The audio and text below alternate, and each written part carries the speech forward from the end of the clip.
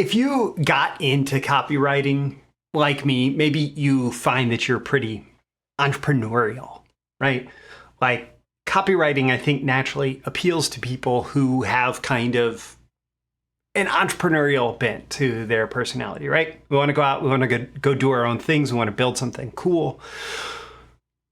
And we can even, as copywriters, set up the legal structure of a business through which we sell our copywriting services. And in fact, in most cases, like I'm not an accountant, I'm not a tax attorney or anything like that.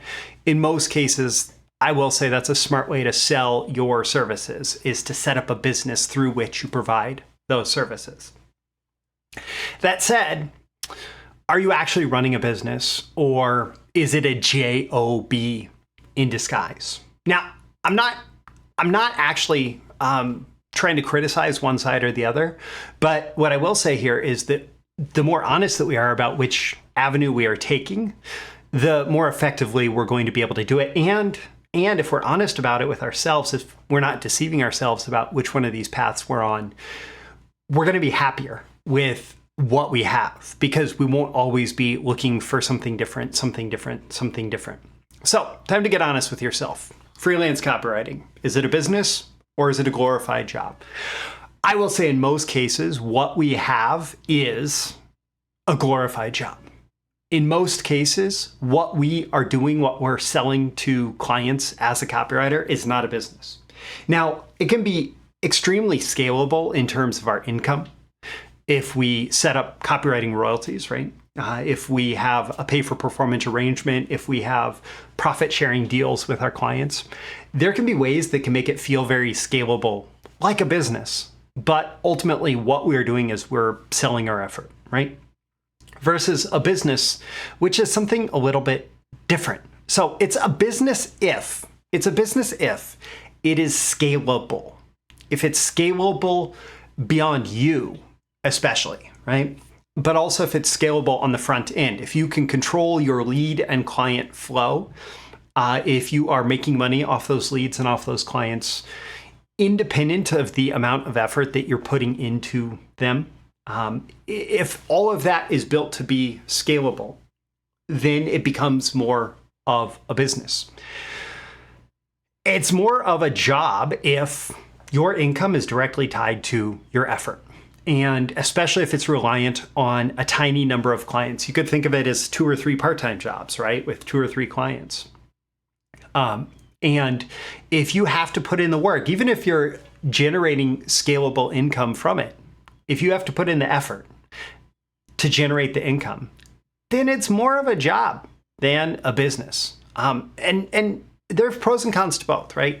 So addressing the business part, pros of having it actually building this into something that is more of a business based on your copywriting skills is it tends to be much more scalable. No, by definition, right?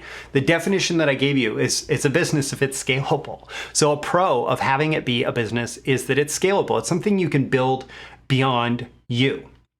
The cons are that there tends to be a lot more responsibility. Your business is going to grow commensurate with the amount of responsibility that you are willing to take on. That's responsibility for generating leads, responsibility for delivering value, responsibility for taking care of your team members, your staff, responsibility for getting client results, responsibility for running a more complex system, responsibility for everything involved with building up a business, right?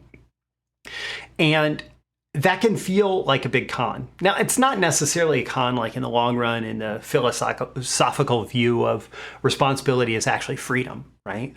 But it can feel like a con, especially as you're ramping up responsibility that you're not familiar with. Also, a con, if you really like to be seen as the expert, if you really like to come in and be the expert, if you like to be the person who solves the problems, your business is going to give you less opportunities for that. Building a business is based more on systems for getting the result, not individual expertise, right? And those systems for getting the result are independent of you, and they don't always make you look like a genius. They may get the result, and behind the scenes, you may recognize that it was your genius that built the system that gets a result, right? But it can be a con if you are in this for the ego, if you're in it for the glory, if you're in it for all of that. Building out a business that's based on systems is what it's going to take to make it truly scalable and maybe eventually saleable, versus something that's based on you, based on your personality, based on your expertise, based on you coming in and looking like the hero. Which would make it not a business, more of a job. Now, jobs have pros and cons. One major pro of a job, and I'll say this in the context of freelancing as a job, is that there's more freedom. So if you come from the perspective of, this is not the kind of freedom with a 9-to-5 job, because I don't think a 9-to-5 job where you have to go punch the clock and you have to go check in at the office every day and you have to be constrained, be chained to your desk, right? I don't think that's necessarily freedom. But freelancing as a glorified job does offer a significant amount of freedom. In fact, arguably, there's more freedom in freelancing than there is in building a business, because you're not tied down to all the responsibilities of having a business, right? And so you have that time freedom, like the freedom to come and go when you want. You have the place freedom, the freedom to work where you want, right? You have the income freedom to a degree. You can build a successful, business that is your freelance copywriting glorified job, right? That is scalable relative to the value that you put in. And by moving from client to client, you can increase your fees far beyond what you may, or just by creating more and more success, I'll say that. By creating more and more success, you can create fees that are far beyond what you may be able to ask for in a traditional salary negotiation, right? So there's lots of freedoms there. There's also less responsibility.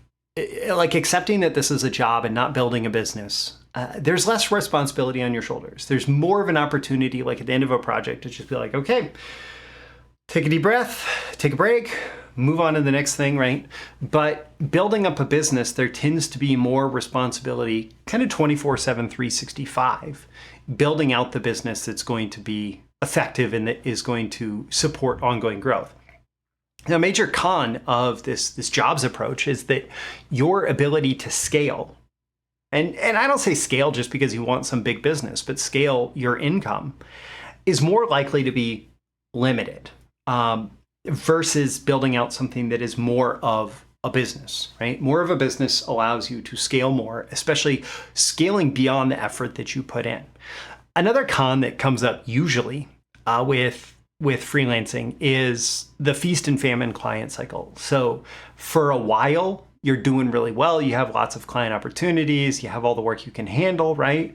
But then you get busy with the clients, so you're not reaching out to as many people. You're not putting yourself in front of people. You're not working on client acquisition systems. And the client work dries up about the time that the money dries up, right? The new client flow dries up when you don't have the same you don't have the same stability that you might have if you had something that was more scalable, more systematic, that was delivering value at multiple levels to multiple clients and customers. So if you do want to build a business, the number one factor that you're going to need to focus on is scalable, right? And here I'll say, maybe you'd be happy with the job. There is definitely beauty in the stability of a job. There's beauty in benefits. There's beauty in having somebody paying regular income on top of your performance pay. There's a beauty in not wondering where your next client work is going to come from, especially if you're under some kind of retainer situation, if you get recruited to be on a team, but maybe it's a remote team, all of that stuff. There's a lot of beauty and comfort in that. But if you're going to choose to build a business, the thing that you need to focus on is scalability.